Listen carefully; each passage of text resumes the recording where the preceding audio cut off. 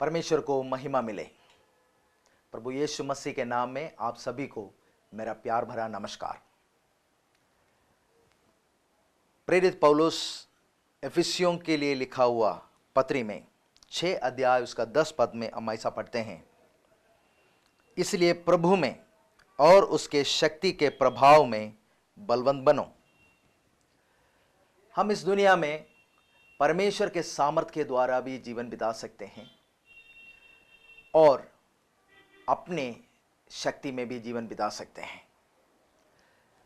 हमारे सोच हमारी शक्ति है, परमेश्वर का सोच परमेश्वर का सामर्थ है।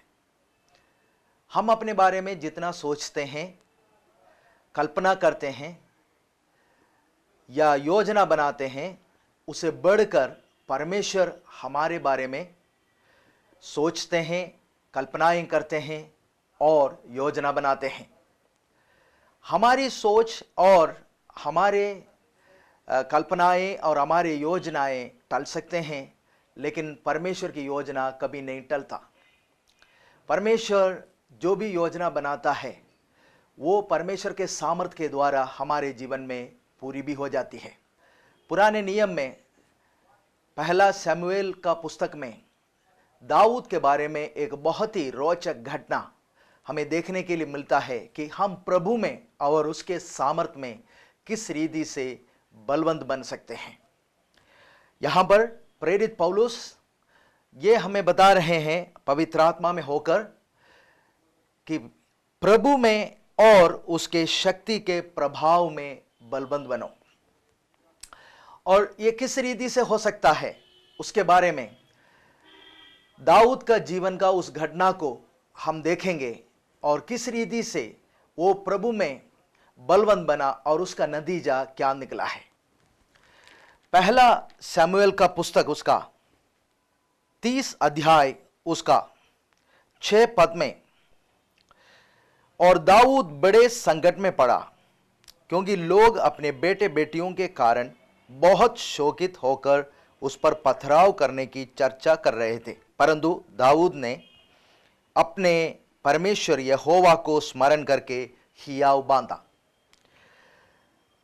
उसका जो आखिरी लाइन जो लिखा हुआ है, परंतु दाऊद ने अपने परमेश्वर यहोवा को स्मरण करके हियाव बांधा, वो वही अर्थ है जो वहां पर लिखा हुआ है कि दाऊद परमेश्वर का सामर्थ में बलवंत हुआ।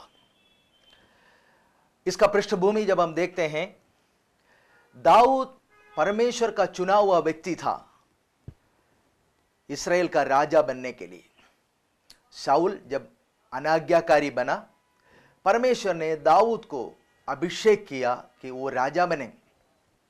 अभिषेक का तेल दाऊद के ऊपर गिरने के बाद बहुत वर्ष तक शाऊल दाऊद का पीछा करता रहा, क्योंकि शाऊल को पता था कि शाऊल के बाद में दाऊद राजा बनेगा और शाऊल ये नहीं चाहता था कि दाऊद बने। दाऊद जिंदा नहीं रहेगा तो वो राजा नहीं बनेगा, यही था उसका मन का सोच। और उसके अनुसार वो अपनी सेना को लेकर जहां जहां दाऊद छुपा हुआ है या जहां पर वो भागकर शरण लेने का कोशिश किया, वहां पर पीछा पड़ता रहा। दाऊद भाग भाग के थक गया।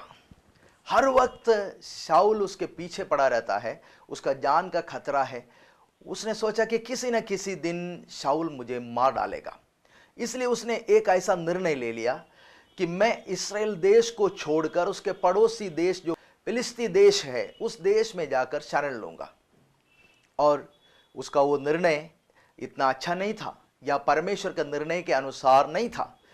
वो डर के कारण या वो भाग भाग कर जब थक गया, अब मेरे से नहीं होगा, निराश होने के कारण दाऊद उसका पड़ोस देश में जाकर वो शरण लेने के लिए कोशिश किया। और वहां पर हम देखते हैं कि आकिश जो फिलिस्ती का उस समय का राजा है, उस राजा ने उसको शरण दिया, यहां तक उस सिकलग बस्ती उसके लिए दे दिया। दाऊद अकेला नहीं था, दाऊद के साथ अपना परिवार भी था और उसके अलावा दाऊद के संग चलने वाले 600 पुरुष, उनके पत्नियां, उनके बच्चे समेत ये सब जाकर सिकलाग बस्ती में बसने लग गया। और उन दिनों में ऐसा हुआ, फिलिस्ती इसराइल के साथ लड़ाई करने के लिए तैयार हो गया। और जब लड़ाई के लिए जा रहे थे तो सेना को तैयार किया और फिलिस्ती का सेना खड़ा हो गया और उसमें दाऊद भी अपने योद्धाओं के साथ फिलिस्ती का मदद करने के लिए और फिलिस्ती का राजा का संग चलने के लिए तैयार हो गया। तो उस समय में हाकिमों ने देखा कि इस सेना का, हमारा सेना के अंदर दाऊद भी शामिल है, और वो उन्हें अच्छा नहीं लगा। हाकिमों ने कहा, ये इस्राएली यहां पर क्या कर रहे हैं, ये हमारे साथ लड़ाई में नहीं जाएंगे, क्योंकि अगर ये हमारे साथ लड़ाई में गया तो हो सकता है कि लड़ाई के बीच में ये हमारे विरुद्ध में आ जाएं और हम पराजित हो जाएंगे। यहां पर देखिए, परमेश्वर अपना कार्य कर रहा है। परमेश्वर के सोच के अनुसार, परमेश्वर के कल्पनाएं जो दाऊद के लिए हैं उसके अनुसार परमेश्वर वहां पर काम करने लग गया। क्योंकि दाऊद इस समय इस्राएल का सपना है, कल राजा बनने के लिए है, इस्राएल का रक्षा करना है। परमेश्वर का चुना हुआ आदमी है। परमेश्वर का चुना हुआ आदमी शत्रु पक्ष में खड़ा होकर परमेश्वर के जन के विरुद्ध में लड़ेंगे, और दाऊद के हाथों अगर लोग मारा जाते, उसके सेना, इस्राएल के सेना मारा जाते, तो कितना गलत बात हो जाती। ये परमेश्वर का योजना के, परमेश्वर के कल्पना के विरुद्ध में सारे बात हो जाता और वहां पर दाऊद कलंकित हो जाता। हो सकता है परमेश्वर का जो योजना है वो फिर पूरा नहीं होता दाऊद के जीवन में। दाऊद, परमेश्वर ने जो योजना बनाया था दाऊद के बारे में, हो सकता है कि वहीं वो टल जाता, परमेश्वर किसी और आदमी को चुनते। लेकिन फिर भी एक बार निराश होकर परमेश्वर के जनों को छोड़कर शत्रु पक्ष में गया दाऊद, तो भी परमेश्वर ने उसको नहीं छोड़ा। परमेश्वर का प्रेम उसके पीछे गया, और परमेश्वर उसे प्रेम करने के कारण, परमेश्वर का चुना हुआ व्यक्ति होने के कारण वहां पर उस परिस्थिति को परमेश्वर ने बदल दिया कि उस शत्रु पक्ष का सेना के हाकिमों ने खुद कह दिया कि दाऊद हमारे साथ नहीं चलेंगे। अगले दिन सुबह उठकर दाऊद और उसके सारे साथियां वापस सिकलग में गया। लेकिन जब सिकलग में पहुंचा तो वहां का जो हालत है वो तो और भी बहुत बुरी थी। वहां पर अमालेक, दाऊद के साथ जो जितने लोग हैं उन सब के परिवारों को, बेटे बेटियों को और सारे सामान को, सब कुछ लूट कर लेके चला गया। जब दाऊद और उसके साथियां जब वहां पर पहुंचा तो उन्हें वहां पर सिकलग में कुछ भी देखने के लिए नहीं मिला, सिवाय वहां पर आग जल रहे थे और उनके जो बाकी सामान वहां पर बचा हुआ थे वो भी शत्रु जलाकर चला गया। देखिए, एक तरफ जब परमेश्वर के योजना के विरुद्ध जब दाऊद चला गया, शत्रु पक्ष में खड़ा होकर परमेश्वर के जनों के विरुद्ध में लड़ने के लिए वो वहां पर तैयार हो गया। लेकिन उस समय उसको करना क्या चाहिए था कि जो परमेश्वर ने उसके हाथों में सौंप रखा है उसकी रक्षा करना चाहिए था। और यहां पर वापस आया तो उसका सब कुछ लूट गया। और परमेश्वर का वचन में वहां पर हम पढ़ते हैं, पहला शमूएल 30 अध्याय उसमें 3 पद में हम ऐसा पढ़ते हैं, इसलिए जब दाऊद अपने जनों समेत उस नगर में पहुंचा तब नगर तो जला पड़ा था और स्त्रियां और बेटे बेटियां बंदी बनाकर ले जाए गए थे। 4 पद, तब दाऊद और वे लोग जो उसके साथ थे चिल्लाकर इतने रोए कि फिर उनमें रोने की शक्ति ना रही।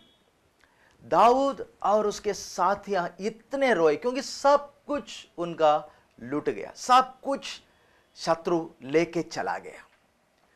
इसलिए दाऊद और उसके साथियां इतने रोए कि अब रोने के लिए उनके अंदर शक्ति नहीं रही। लेकिन उसी समय एक और बात हो गया, वहां पर लोग आपस में बातचीत करने लगे और लोग आपस में ये कहने लगे, ये दाऊद है हमारा इस बर्बादी का कारण, इसलिए आओ हम इसको मार डालेंगे, इसको पथराव करेंगे। और लोग जब उसके विरुद्ध में खड़ा होकर पत्थर उठाने लग गए तो उस समय में हम देखते हैं कि वहां पर दाऊद अपने यहोवा परमेश्वर में वो बलवंत हुआ। वो उस समय शक्तिहीन था, निराश था, और अपने लोग जब उसके विरुद्ध में आ गया है, उसकी रक्षा करने के लिए वहां पर कोई भी नहीं है, तो उस समय में एक बात दाऊद को पता था कि इस दुनिया का हर कोई मुझे छोड़ दें, कोई भी अगर मेरे विरुद्ध में आ जाए और मैं अकेला पड़ जाऊं तो भी मेरा हर परिस्थिति में मेरा संग रहने वाला एक परमेश्वर है। यह दाऊद को पता था।